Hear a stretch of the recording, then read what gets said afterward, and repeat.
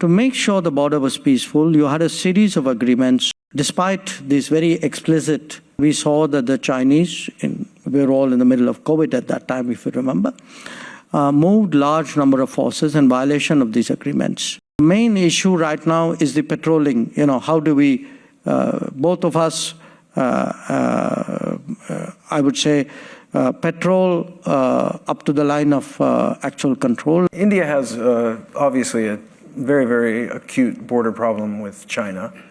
I've been reading and hearing pretty encouraging things. You yourself said recently something to the effect of you assessed progress in disengagement at the sort of 75% mark.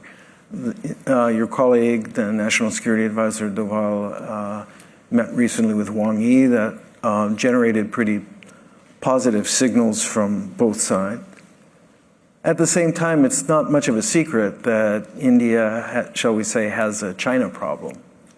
And so I wondered if you would give us some sense of what you see the prospects are for progress in the Sino-Indian relationship.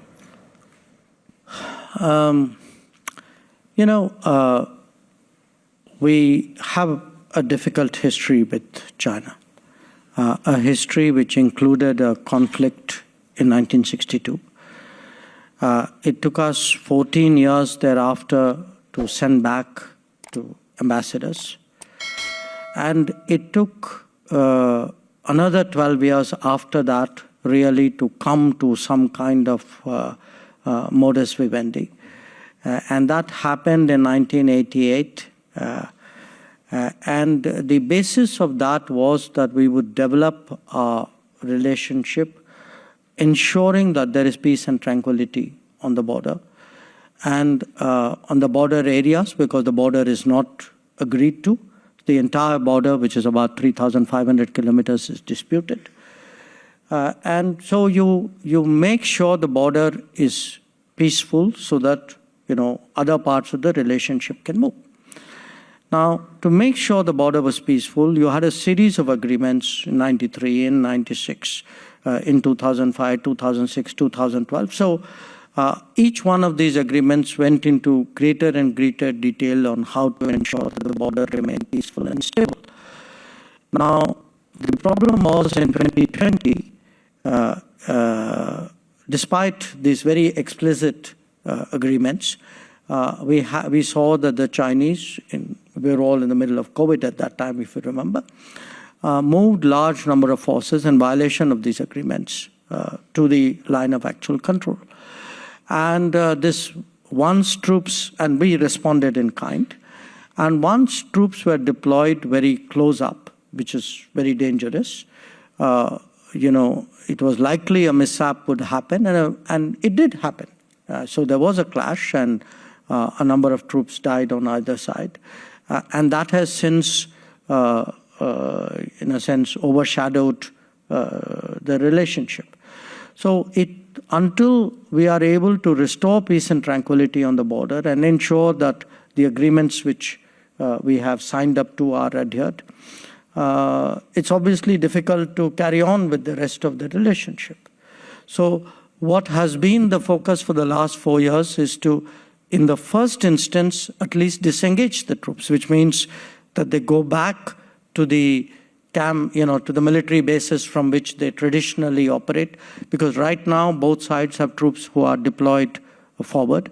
And when I said 75% of it has been sorted out, I was asked in a way to quantify it to give a sense. It's only of the disengagement. So that's one part of the problem. And the main issue right now is the patrolling. How do we, both of us, I would say, patrol up to the line of actual control. And right now, the patrolling arrangements after 2020 have been disturbed. So we've been able to sort out much of the disengagement, the friction points, but some of the patrolling issues need to be resolved. But once we deal with the disengagement, there is the larger issue, which is both of us have brought very large number of troops up to the border. So there is what we call the de-escalation issue.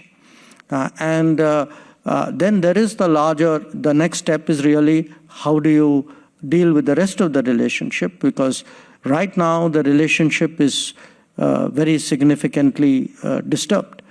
That said, there are other issues that we need to look at. I mean, you have two countries who are neighbors, who are unique in the sense that they are the only two countries with over 1 billion people, and who are both rising in the global order, and who often have overlapping peripheries as well, other than the fact that they have a common border.